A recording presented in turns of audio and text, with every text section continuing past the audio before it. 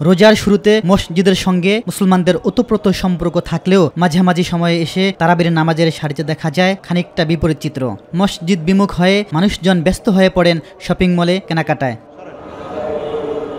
তারবিয়াহ education নেটওয়ার্কের chairman বলেন, রোজার উদ্দেশ্য যখন মানুষ উপলব্ধি করতে পারে না তখন আর ইবাদত চালিয়ে যাওয়া যায় না। আল্লাহর সাথে কানেকশন বাড়ানোর দুটো সিস্টেম, দুটো পদ্ধতি। একটা হলো নামাজের মাধ্যমে, আর হলো কোরআন তেলাওয়াতের মাধ্যমে। এই দুটোর মাধ্যমে কেবল আল্লাহর সাথে কানেকশন বাড়ে।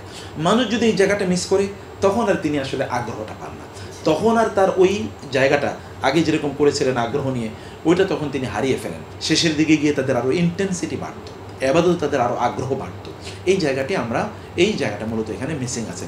ফলে আমরা যাদেরকে এখন যারা আছে, আপনি যে কথা বললেন, তারা করণীয়কে আমি বলবো যে আপনারা যারা ইবাদত করেছেন, আপনার শেষের দশকে লাইলাতুল কদর আছে, শেষের দশকে ইতিকাফ আছে, শেষের দশকে আল্লাহ সুবহানাহু ওয়া তাআলা আমাদের জন্য এমন রাত রেখেছেন যে রাতটা এত বারাকাতপূর্ণ, সেই রাতে আমাদের গোটা বছরের সিদ্ধান্ত হবে।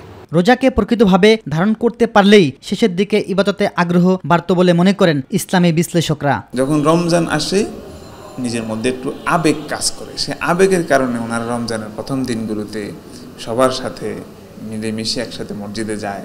যখন 2-3 দিন যাওয়ার পরে ইফতারের পরে যখন ক্লান্তি আসে, এই ক্লান্তিকে ওনারা পিছনে ফেলে ইবাদতে যে ভালোবাসার সেটা ওনাদের কাছে কমে যায়, তখন ওনারা আর মসজিদে ঠিক মতো নিয়মিত যায় না। নফলগুলো যদি নাও পড়তে পারেন, ফরজটা পড়েন কিন্তু 5 ওয়াক্ত নামাজ পড়েন।